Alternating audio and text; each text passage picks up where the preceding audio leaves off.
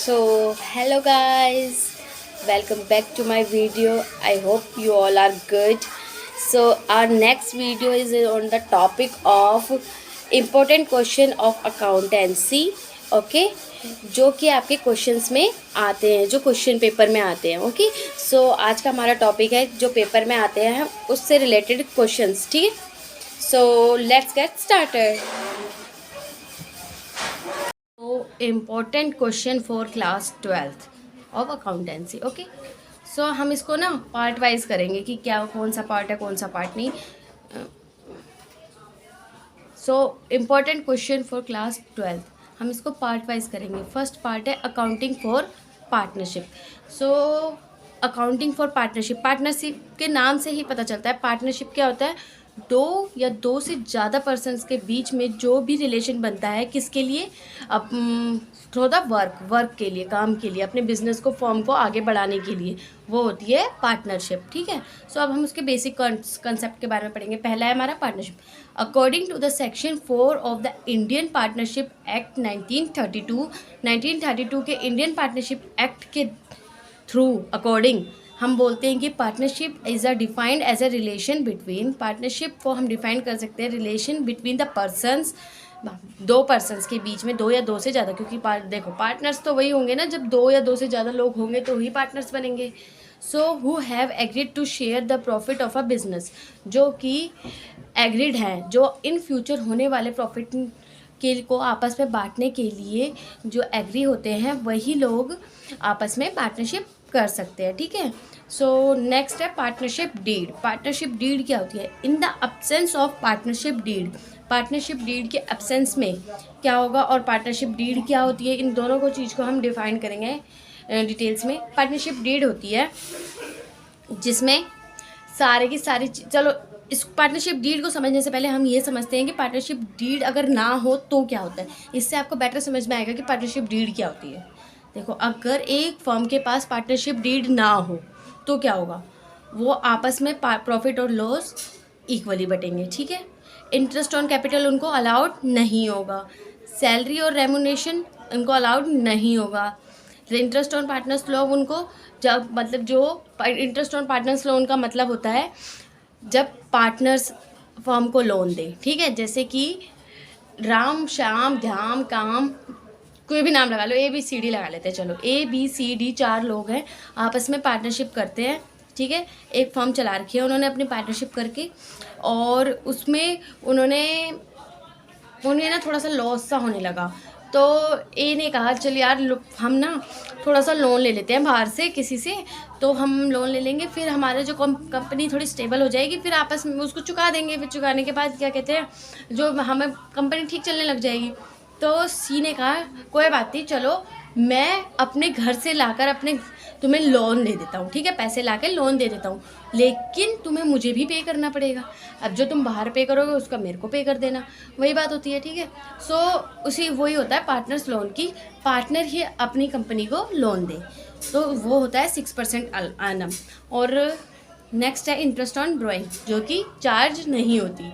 ठीक है, हम पार्टनर से इंटरेस्ट ऑन ड्राइंग भी नहीं ले सकते. इंटरेस्ट ऑन ड्राइंग होता है जब पार्टनर अपनी कंपनी से ड्राइंग करता है, मतलब कि अपनी कंपनी से पैसे निकाल लेता है, उसने एसेट्स निकाल ली, पैसे निकाल लिए, तो उस पर अगर कंपनी की मर्जी होती है कि वो लोन इंटरेस्ट लगाए कि नहीं लगाए. जैसे मान लो बहुत लोग होते हैं ना कि नौकरी कर रहे होते हैं, तो वो अपने मालिक से कहते हैं कि हमें ना थोड़े पैसे दे दो, तो वो उनको पैसे दे देता है. कई मालिक होते हैं कहते हैं कि चलो कोई बात नहीं तुम ऐसे ही दे देना. कई मालिक होते हैं कहते हैं नहीं मैं इसके ऊपर ब्याज लूँगा, इंटरेस्ट लूँगा. ठीक है, सो वही चीज़ है कि इंटरेस्ट ऑन ड्राइंग वही होता है. एक्चुअल में तो अकाउंटेंसी हमें अपने रियल लाइफ से रिलेटेड होती है ना. सो रियल लाइफ में तो यही होता है, या तो कोई लोग ब्याज लेता है, कोई लोग ब्याज नहीं लेते. तो जो फर्म में अगर जो मालिक ब्याज लेता है, ठीक है, तो उसको तो हमें पे करना पड़ेगा, जो नहीं लेता उसको नहीं पे करना पड़ेगा. तो वही चीज़ होती है कि हम अगर पार्टनरशिप डीड ना हो, पार्टनरशिप डीड मतलब अगर आपस में चारों ही पार्टनर हैं, उन्होंने अपनी कंपनी से खुद ही कोई चीज़ निकाली है, उसके बाद वो उन्होंने उस पर कहते हैं कि इंटरेस्ट पे करो, तो हमें इंटरेस्ट पे करना पड़ता है. और अगर कहते हैं कि नहीं करेंगे तो हमें इंटरेस्ट पे नहीं करना पड़ता. और अगर पार्टनरशिप डीड एब्सेंट हो तो हमें नहीं करना पड़ता. ठीक है, समझ में आया? अब हमें ये तो समझ में आ गया कि पार्टनरशिप डीड ना हो तो क्या क्या होता है, और अगर पार्टनरशिप डीड हो तो क्या कर सकते हैं। तो पार्टनरशिप डीड एक तरीके से यही होती है जिसमें हम अपने प्रॉफिट और लॉस को बांटने का तरीका मेंशन कर सकते हैं, जिसमें इंटरेस्ट ऑन कैपिटल क्या रेट होगा ये मेंशन कर सकते हैं, जिसमें सैलरी और रेम्यूनरेशन पार्टनर्स को कितनी कितनी पे करी जाएगी ये मेंशन किया जाता है। इंटरेस्ट ऑन पार्टनर्स लोन कितना कितना होगा, ये पार्टनर्स के लोन पे हम इंटरेस्ट कितना पे करेंगे ये तय किया जाता है, लिखा जाता है। इंटरेस्ट ऑन ड्राइंग क्या होता है, कितना पे किया जाएगा वो लिखा जाता है। तो पार्टनरशिप बेसिकली पार्टनरशिप एक रिटर्न डॉक्यूमेंट, पार्टनरशिप एक रिटर्न डॉक्यूमेंट है जिसमें लिखा जाता है कि पार्टनर्स आपस में क्या, किस रेशो में क्या शेयर करेंगे, किस रेशो में लॉस उठाएंगे, किस रेशो में लाइबिलिटीज़ पे करेंगे।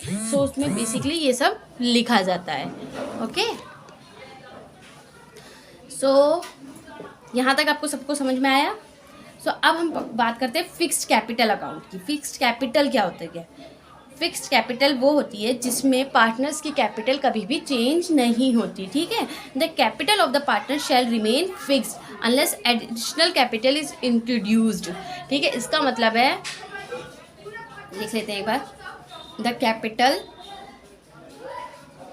Of a partner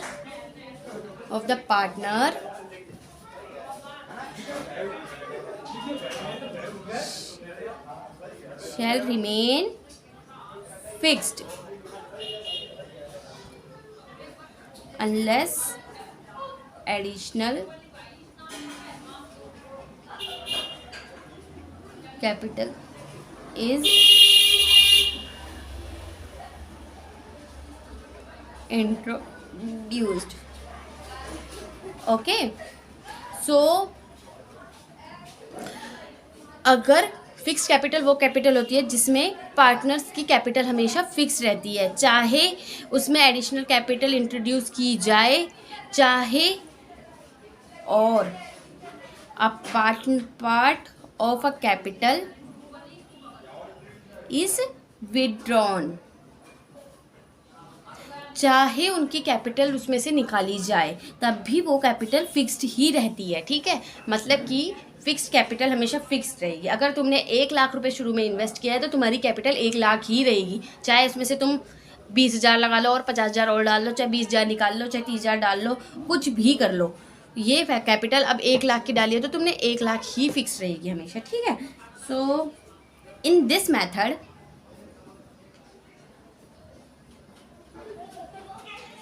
we prepared 2 accounts, ठीक है।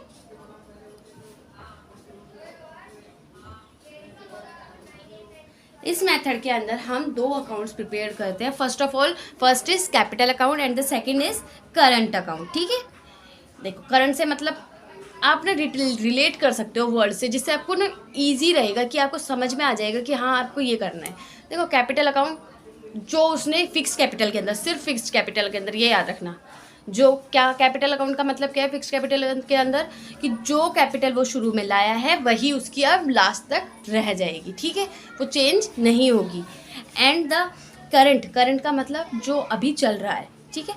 अब मान लो फिक्स्ड कैपिटल के मेथड के अंदर एक पार्टनर लेके आया है 1 अप्रैल 2017 को 1,00,000 रुपये, और उसने एडिशनल कैपिटल या फिर ड्राइंग कर ली, चलो ड्राइंग कर ली उसने, तो वो उसने करी है 1 अप्रैल 2020 में, ठीक है। सो अब ये तो फिक्स कैपिटल अकाउंट जो हुआ वो तो हुआ 2017 का, चलो वो तो कैपिटल अकाउंट है, वो तो फिक्स ही रहेगा, वो तो चेंज ही नहीं हो सकता। 2017 में उसने जो किया, अब करंट चल रहा है, करंट में मतलब 2020 का लिखेंगे। 2020 में उसने क्या किया है, ड्राइंग करी है, तो वो हम 2 में लिख देंगे उसके कि उसने ड्राइंग कर ली है। अब आपको इतना तो पता होगा, डेबिट में 2 का मतलब क्या, सॉरी क्रेडिट में अकाउंट्स में 2 का मतलब क्या होता है और डेबिट का मतलब क्या होता है। जब भी हम जर्नल एंट्री करते हैं तो इस साइड हम डेबिट लिखते हैं, नीचे हम साइड में 2 लिखते हैं, ठीक है। तो 2 का मतलब होता है क्रेडिट। सो अब 2 तरह के अकाउंट्स बनेंगे, उनको बना लेते हैं एक बार, उसका परफॉर्मा बना लेते हैं कि कैसे बनता है, क्या होता है। एक होता है कैपिटल अकाउंट,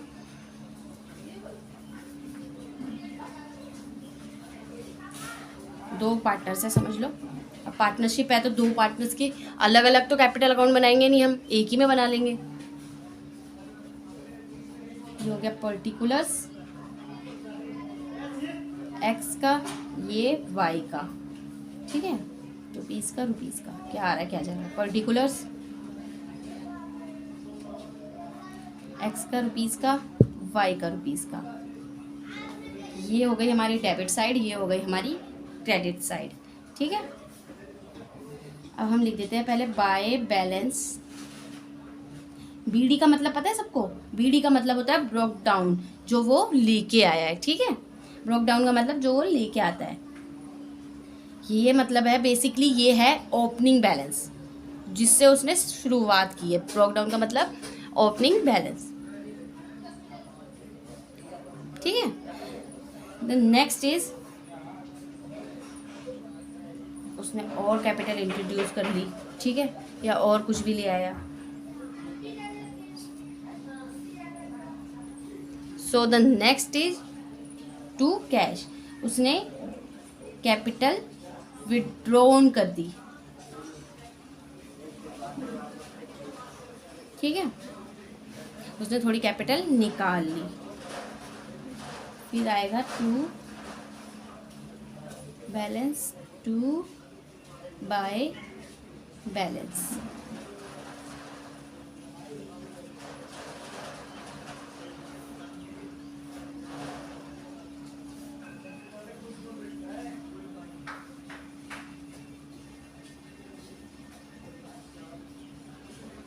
फिर आएगा टू बैलेंस, फिर आएगा यहाँ पे आएगा बाय बैंक या फिर कैश। मान लो यहाँ पे भी उसने एडिशनल कैपिटल इंट्रोड्यूस कर दी।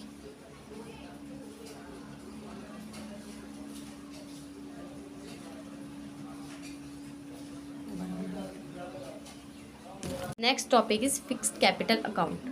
The capital of the partner shall remain fixed unless additional capital is introduced or a partner of a capital is withdrawn.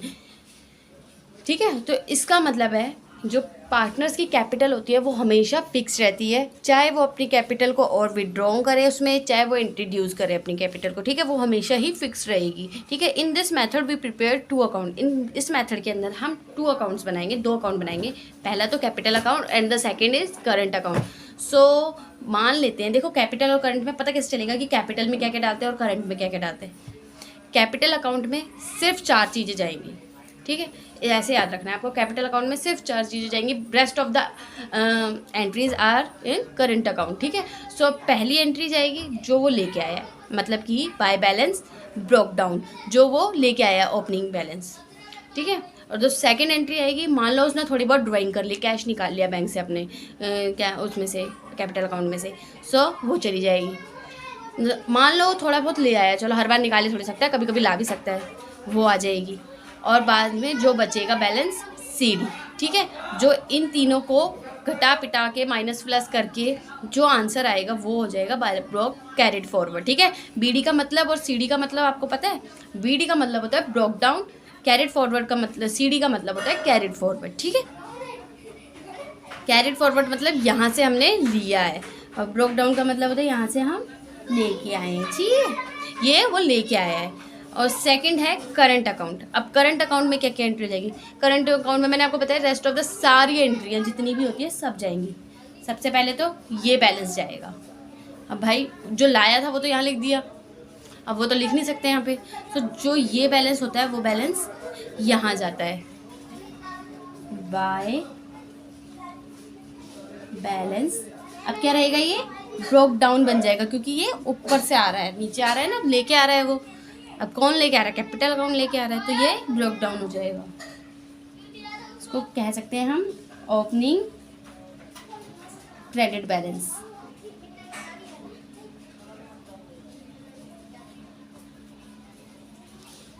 कभी कभी ऐसा भी हो सकता है कि माइनस में चले जाए। ठीक है, अगर माइनस में चले जाएगा तो हम क्या लिखेंगे? मान लो अगर इधर कुछ बैलेंस बच गया है तो वो इधर आ जाएगा 2 में।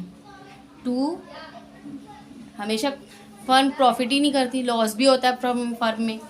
टू बैलेंस ब्रोक डाउन, ये कौन सा बैलेंस होगा? Opening debit balance. ठीक है, क्योंकि ये कौन सी साइड है? Debit side. ये कौन सी साइड है? Credit side. ठीक है, सो अब नेक्स्ट फर्स्ट एंट्री होगी हमारी। इसमें पार्टनर्स को क्या क्या मिलते हैं बेनिफिट्स, ये सोच लो, दिमाग में याद रखो।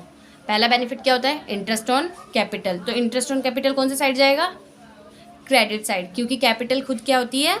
क्रेडिट होती है। तो उसको प्रॉफिट कुछ मिल रहा है पार्टनर्स को, देखो एंट्री याद करो, अगर इंटरेस्ट मिल रहा है, इंटरेस्ट कौन सा अकाउंट में आएगा, नॉमिनल अकाउंट में। नॉमिनल अकाउंट में debit all the expenses and credit all the gains. तो गेन है, तो गेन क्या होगा, credit by interest on capital.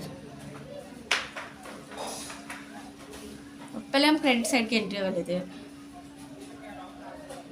मान लो हम किसी पार्टनर को सैलरी पे कर रहे हैं, तो बाय सैलरी, ठीक है, सैलरी भी नॉमिनल अकाउंट में जाती है, क्रेडिट प्रॉफिट है।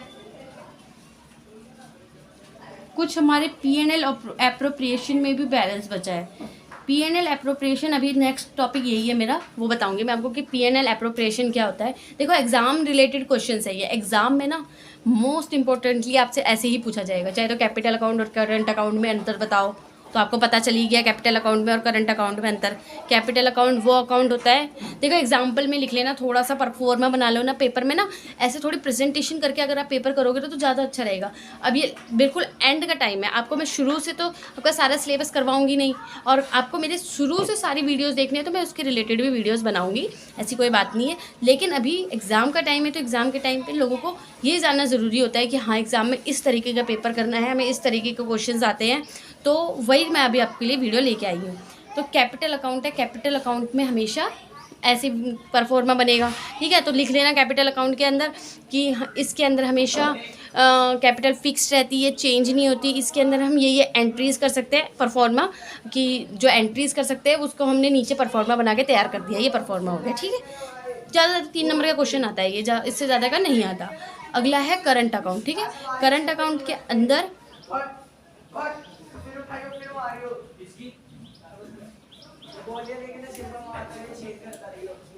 अगला है करंट अकाउंट। करंट अकाउंट के अंदर, इसके अंदर हम क्या करेंगे,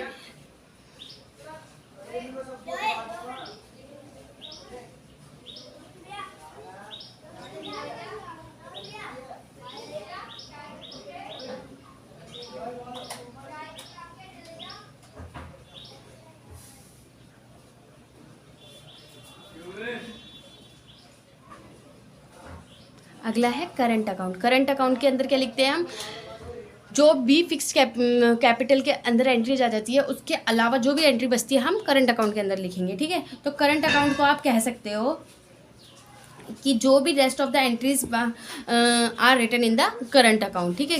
करंट अकाउंट को हम कह सकते हैं कि ये एक प्रेजेंट को के लिए बनाया जाता है कि इस साल में क्या क्या हुआ है, इस साल में क्या चल रहा है। क्योंकि ऐसा तो नहीं है हर साल पार्टनर कैपिटल इंट्रोड्यूस करेगा, ऐसा तो नहीं होता।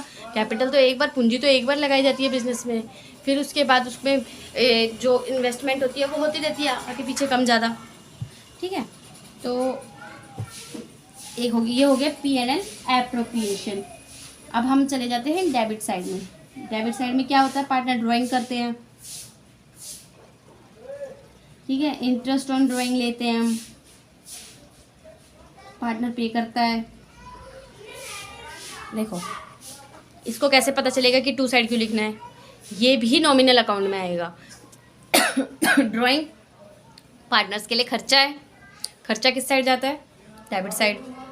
इंटरेस्ट ऑन ड्राइंग पार्टनर्स के लिए फिर से खर्चा है, तो कौन सा साइड जाएगा, इंटरेस्ट डेबिट साइड, ठीक है।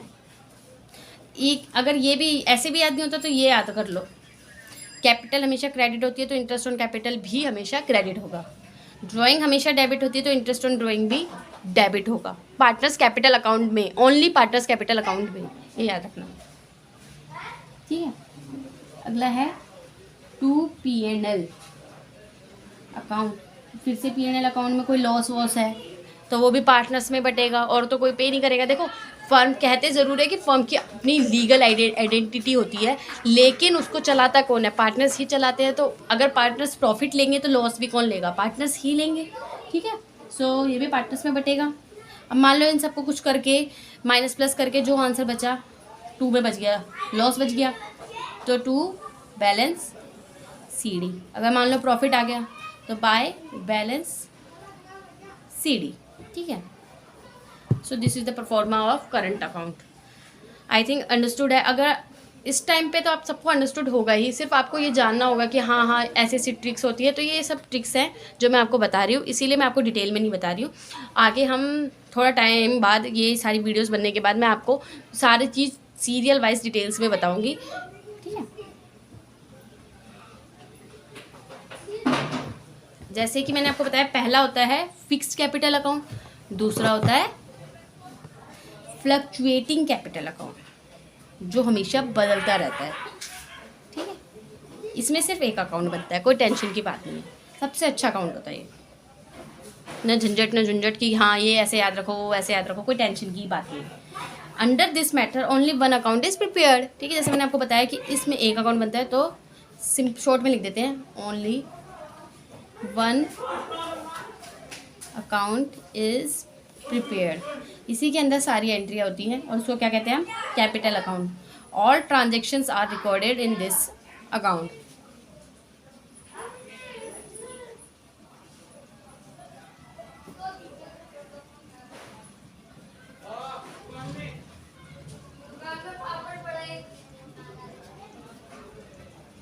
जनरली हम कह सकते हैं इसको कि capital accounts has credit balance, ठीक है।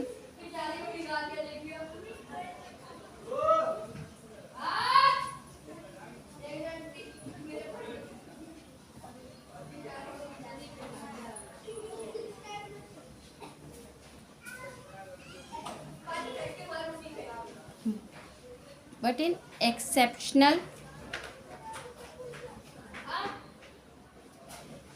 cases it may have debit balance due to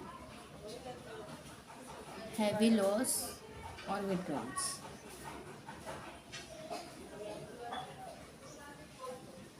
देखो, फ्लक्चुएटिंग कैपिटल में एक कैपिटल बनता है, इसके अंदर सारी ही एंट्री रिकॉर्ड की जाएगी, तो इसको हम ज़्यादातर इसमें क्रेडिट बैलेंस ही बचता है, ठीक है, क्योंकि ये एक ही अकाउंट के अंदर सब कुछ प्रिपेयर हो जाता है। लेकिन अगर कभी फर्म बहुत ही ज़्यादा, फर्म में काम नहीं हो रहा ढंग से, फर्म लॉस में ही जा रही है, अगर काम नहीं होगा तो लॉस में ही जाएगी, या फिर पार्टनर्स ड्राइंग पे ड्राइंग करते जा रहे हैं और उसमें इन्वेस्ट कुछ नहीं कर रहे हैं, ठीक है, काम ठीक से चल नहीं रहा, तो वो तब भी लॉस में चली जाएगी। सो तब उन्हीं केस में ये फ्लक्चुएटिंग कैपिटल का अकाउंट डेबिट दिखाएगा, नहीं तो अदरवाइज़ ये ज़्यादातर क्रेडिट ही होता है, ठीक है।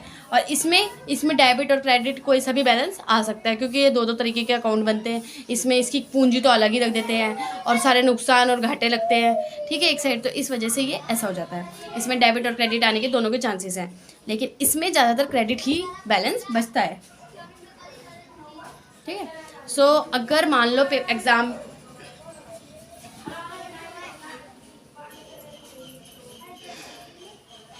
शोर आ रहा है ना, तो वीडियो में आवाज़ आ जा रही है, इसलिए मैं चुप हो जा रही हूँ उस टाइम, किसी का भी जा गली में।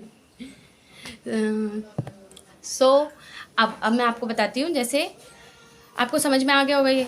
तो अगर एग्ज़ाम में देखो, कैपिटल अकाउंट का दो तरीके से आता है, एक तो होता है फ्लक्चुएटिंग कैपिटल और फिक्स्ड कैपिटल में अंतर बताओ। अब सबको पता चल गया फिक्स्ड कैपिटल क्या होती है, जो हमेशा फिक्स रहती है, चाहे उसमें पार्टनर्स एडिशनल कैपिटल इंट्रोड्यूस करें या ना करें, ठीक है, चाहे उसमें विड्रॉ हो चाहे ना हो, वो कैपिटल हमेशा फिक्स्ड रहेगी, ठीक है। फ्लक्चुएटिंग कैपिटल हमेशा बदलती रहती है, क्योंकि फ्लक्चुएटिंग का मतलब होता है परिवर्तनशील, ठीक है, तो वो हमेशा चेंज होती रहेगी, क्योंकि उसमें एक ही अकाउंट बनता है। फिक्स कैपिटल में दो अकाउंट बनते हैं, कैपिटल और करंट अकाउंट। फ्लक्चुएटिंग में एक ही अकाउंट बनता है, भी इसका बैलेंस ज़्यादातर क्रेडिट ही बचता है। कब डेबिट कब बचेगा, जब ज़्यादा हैवी लॉस होगा, ठीक है। सो डेबिट कब बचता है, जब हैवी लॉस होता है।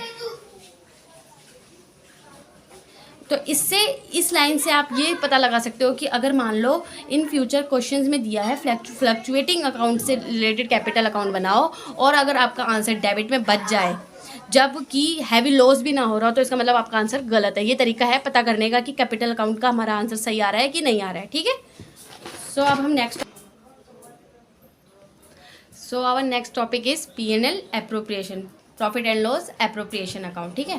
तो P&L एप्रोप्रिएशन अकाउंट क्या होता है, सबसे पहले तो हम ये जानेंगे कि P&L एप्रोप्रिएशन अकाउंट क्या होता है, ठीक है। It is an extension of profit and loss account and shows appropriation और distribution of profit. ये एक एक्सटेंशन है प्रॉफिट और लॉस अकाउंट का, मतलब कि मान लो पीएनएल अकाउंट में बहुत सारी एंट्री आ गई है, सब कुछ आ गया है, तो हम उसके अलावा जो एक्स्ट्रा अकाउंट बनाते हैं उसको कहते हैं profit and loss appropriation account, जिसमें हम पार्टनर्स को उनका जो प्रॉफिट होता है वो डिस्ट्रीब्यूट कर देते हैं, ठीक है। So after the profit and loss account has been prepared, the profit of the year is transferred to the profit and loss appropriation account. This account will show how the net profit और net loss of the firm is being appropriated among the partners. It is a nominal account of a nature. ठीक है, देखो मैंने आपको बताया था कि profit और लॉस की जहाँ बात हो वो कौन सा अकाउंट होता है, नॉमिनल अकाउंट. कौन सा अकाउंट होता है, नॉमिनल अकाउंट, ठीक है। सो इसको हम प्रॉफिट, जो हमारा नॉमिनल अकाउंट,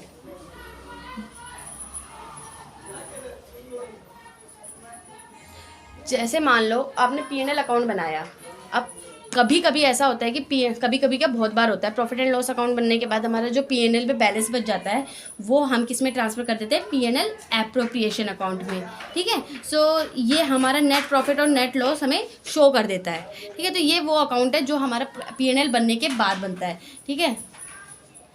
बेसिकली इसको कह सकते हैं this account is maintain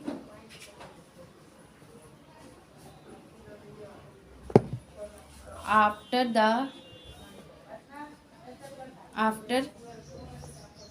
maintaining of P&L account, ठीक है। सो ये अकाउंट हमारा, और this account is a nominal account by nature या इन नेचर, कुछ भी कह लो, ठीक है। ये क्या करता है, हमें देखो आपको ना याद रखना पड़ेगा, उसके बाद इसके लिए ना थ्योरी को रटने की ज़रूरत नहीं है, उसका मतलब समझ लो, उसके बाद अपनी लैंग्वेज में बना के लिख लो, वो इजी होता है, उसको आपको रटने की ज़रूरत नहीं पड़ती। अगर आपको समझ में आ गया तो आपको बिल्कुल भी कुछ रटने की ज़रूरत नहीं है, आपका एग्ज़ाम बहुत स्मूथली और बहुत अच्छा जाएगा। नेक्स्ट है दिस शोज़, ये क्या दिखाता है हमें, नेट प्रॉफिट या फिर और net loss of the firm, ठीक है। अब पीएनएल अकाउंट से रिलेटेड कुछ जर्नल एंट्रीज होती हैं। देखो पीएनएल अकाउंट एक तो चाहे तो वो अकाउंट बनता है, चाहे तो उसकी जर्नल एंट्री होती है। सो पीएनएल अकाउंट क्लियर है। अब हम नेक्स्ट करते हैं guarantee of profits to a partner. ऐसे ही कुछ टॉपिक्स होते हैं गारंटी ऑफ अ पार्टनर में, हम उन्हीं को डिस्कस करते हैं। चलो बेसिकली आप इसको कह सकते हैं कि पार्टनर गारंटी देता है फर्म को मतलब बाकी पार्टनर्स को। फर्म में बाकी कौन है, मालिक कौन है, पार्टनर्स हैं। तो बाकी पार्टनर्स को एक पार्टनर या फिर दो पार्टनर मिलके गारंटी देते हैं कि हम फर्म में इतना प्रॉफिट जरूर करवाएंगे। सबसे पहले जान लेते हैं गारंटी क्या होती है। A partner may be admitted into the firm with a guarantee of minimum profit, which means that if his share of a profit is less than that of guarantee profit, then he would be paid the guaranteed share of the profit। देखो guarantee का मतलब होता है कि एक, मैंने जैसे आपको बताया कि पार्टनर गारंटी देता है कि अपने फर्म को मैं इतना प्रॉफिट करवाऊंगा। अगर मान लो चलो तुमने गारंटी तो दे दी, नहीं हुआ भैया, फ्यूचर अनएक्सपेक्टेड होता है, किसी को पता तो नहीं होता कि फ्यूचर में यही होगा। तो मान लो नहीं हुआ प्रॉफिट, तब क्या करेंगे, तब वो पार्टनर अपनी कैपिटल में से या अपने प्रॉफिट के शेयर में से वो हिस्सा उसको पे करेगा जितना भी उसने गारंटी दी थी। मान लो आपने कहा था कि मैं इस साल अपने फर्म में 2 लाख रुपए का प्रॉफिट करवाऊंगा, लेकिन हुआ 1.5 लाख का, 50,000 रह गया। अब जो उसके हिस्से में शेयर आने वाला था वो अपने शेयर में से क्या करेगा, पे करेगा। जैसे मान लो आपने कह दिया 1 लाख रुपए का प्रॉफिट होगा, 2 लाख का मान लेते, 2 लाख का प्रॉफिट होगा, लेकिन फर्म को हुआ 1.5 लाख का। 50,000 का जो बच गया वो उसके हिस्से में, जो भी शेयर आना था उसके हिस्से में, मान लो इक्वल बांट रहे हो, 3 पार्टनर हैं, ठीक है, तो 50,000 उसके हिस्से में आना था। तो वो इस साल प्रॉफिट ना लेके बाकी के 2 पार्टनर्स को पूरा कर देगा, 2 लाख का प्रॉफिट, और वो आपस में बांट लेंगे। So next is condition regarding guaranteed of profit, कि इसके अंदर क्या क्या कंडीशंस होती हैं। फर्स्ट है guarantee by the firm to a partner, guarantee अगर फर्म दे पार्टनर्स को कि हाँ इतना प्रॉफिट होगा ही होगा, तो क्या कंडीशन होती है। Guarantee by one partner to another partner, तब क्या कंडीशन होती है, ठीक है। Guarantee given by the partner to the firm, अगर पार्टनर ही गिवन करे फर्म को, या फिर guarantee given by the partner to the firm partner and by the partner of the firm. देखो अब इसको डिटेल में समझते हैं क्या होता है। Guarantee by the firm to a partner, अगर फर्म मतलब चारों पार्टनर्स मिलके अगर फर्म गारंटी देते हैं पार्टनर्स को कि हाँ हम इतना वो करवाएंगे, तो अगर जो भी लॉस, अगर मान लो कुछ लॉस हो जाए, नहीं हो उतना, तो उनके आपस इक्वल हिस्से में बढ़ जाता है, ठीक है। अगर नहीं हो, सेकंड है guarantee by one partner to another partner, अगर मान लो एक पार्टनर ने बाकी के पार्टनर्स को और लोगों पार्टनर्स को गारंटी दी है कि इतना प्रॉफिट होगा और नहीं हुआ। चलो इसको हम न्यूमेरिकल ही समझते हैं, तब समझ में आएगा, मुंह से ज़्यादा हो जाता है। अगर फर्स्ट स्टेप है, फर्स्ट स्टेप के अंदर फर्म ने दिया है, ये है हमारी फर्म, ठीक है, ये हैं ABCD 4 पार्टनर, ठीक है। फर्म ने कहा कंपनी में मिनिमम प्रॉफिट 3 लाख का हो जाएगा इस साल, ठीक है, एंड द चारों के हिस्सों में प्रॉफिट आया 2 लाख का। 1 लाख का जो डिफरेंस है, ठीक है, अगर फर्म पे कर गारंटी देती है तो क्या करेगी फर्म, मतलब चारों ही पार्टनर, इस 3 लाख में से 3 लाख देने थे, 2 लाख का आया, 2 लाख का आया, तो अब वो 2 लाख आपस में बांट देगी। जो 1 लाख का नुकसान है वो चारों फर्म पार्टनर्स आपस में बियर करेंगे, ठीक है। तो ऐसी कोई दिक्कत नहीं होती। अगर फर्म गारंटी लेती है तो कोई टेंशन की बात नहीं है, भूल जाओ 1 लाख रुपए, जो 2 लाख आया है वही आपस में बांट लो, जो गारंटेड अमाउंट है वो पार्टनर्स आपस में बांट लेंगे चारों लोग, ठीक है, जो भी उनकी प्रॉफिट शेयरिंग रेशो है। सेकेंड ऑप्शन है guarantee by one partner to another partner. A ने दे दी गारंटी BCD को, यही सेम केस है, 3 लाख रुपए का प्रॉफिट करूँगा, कंपनी में हुआ 2 लाख का प्रॉफिट, 1 लाख का जो भी डिफरेंस है अब कौन बियर करेगा। यहाँ तो फर्म ने करा, मतलब चारों ने कर लिया, चारों में हो गया ख़त्म। यहाँ A करेगा। अब मान लो इनकी प्रॉफिट शेयरिंग रेशो इक्वल है, ठीक है, मतलब 50 हज़ार रुपये चारों को मिलते हैं, ठीक है। अब जो ये 1 लाख रुपए है ये A अपने घर से लाएगा, क्योंकि 50 हज़ार रुपये इसको मिलने वाले थे और इसके पास खर्चा नुकसान कितने का है, 1 लाख रुपए का, तो A अपने घर से लेके आएगा गारंटेड अमाउंट, ठीक है, और इन चारों को इनका हिस्सा पूरा करेगा, ठीक है। फिर ये 1 लाख। सेकंड केस है, सेकंड केस में ए ने गारंटी दी है BCD को कि वो 3 लाख का प्रॉफिट करवाएगा, लेकिन फर्म में 2 लाख का ही प्रॉफिट हुआ, तो जो 1 लाख का अमाउंट है वो अपने घर से लेके आएगा A, ठीक है। फिर हमारा जो 3 लाख का प्रॉफिट होगा, प्रॉफिट तो 3 लाख का ही होना है, अगर किसी ने गारंटी दे दी कि प्रॉफिट 3 लाख का होना है तो वो 3 लाख का ही होना है। सो 1 लाख रुपये फर्म अपने घर से लेके आएगा A, फिर जाके क्या होगा, जैसे इस केस में था फर्म ने गारंटी दिया, मतलब चारों ने गारंटी दिया, तो 20 हज़ार रुपये जो भी उनकी प्रॉफिट शेयरिंग रेशो है, 50 हज़ार रुपये जो भी है वो ABCD चारों लेके आए। अगर मान लो उनकी इक्वल है तो 20 हज़ार 25 हज़ार रुपये चारों लेके आएंगे, ठीक है। तो 25 हज़ार A लाएगा, 25 हज़ार B लाएगा, C लाएगा, D लाएगा, तो अपने घर से लेके आएंगे और अपने 3 लाख का प्रॉफिट करवा लेंगे। गारंटेड मतलब कि होना ही होना है। अब ये सर्टेन हो चुका है, अनसर्टेन नहीं है, होना ही है 3 लाख रुपये। अब जो भी आया है अमाउंट वो अपने घर से चारों ले आएंगे। इसमें तो इस केस में अब A ने क्या कहते हैं 3 लाख की ले ली है, तो BCD तो अपना 3 लाख मान के बैठे हैं कि हमें तो 3 लाख होना ही है, अब आपस में हमें इतना इतना मिलेगा, सो A अपने घर से लेके आएगा। Third case guarantee given by the partner to a firm, वही चीज़ है। अब इसमें सारे पार्टनर्स ने दे दी, एक पार्टनर ने नहीं, सारे पार्टनर्स ने दे दी, तो सेम टू सेम लगा लो, जैसे फर्म ने लगा लो चाहे पार्टनर्स ने लगा लो, यही केस लगा लो। ABCD चारों ने दे दी है गारंटी फर्म को। अब की बार गारंटर कौन है, ABCD चारों है, और ठीक है। तो सेम केस है, 3 लाख रुपए, 2 लाख रुपए फर्म को मिलने हुआ है प्रॉफिट, तो 1 लाख रुपए चारों में अपने आपस में अपने घर से लेके आएंगे इक्वली रेशो में, अपनी जो भी उनकी प्रॉफिट शेयरिंग रेशो है। सो आई होप आपको ये वीडियो समझ में आई होगी। अगर ये वीडियो आपको समझ में आई तो ज़्यादा से ज़्यादा लाइक करें मेरी वीडियो को, ज़्यादा से ज़्यादा शेयर करें लोगों के पास, ताकि लोगों तक ये वीडियो पहुँचे और वो उसको देखें, ठीक है। और नीचे कमेंट पे ज़रूर बताएं मुझे कि आपको आगे और क्या देखना है, क्या ये आपके यूज़फुल है, जो मैं कंटेंट डाल रही हूँ वो आपके यूज़फुल है भी है नहीं है।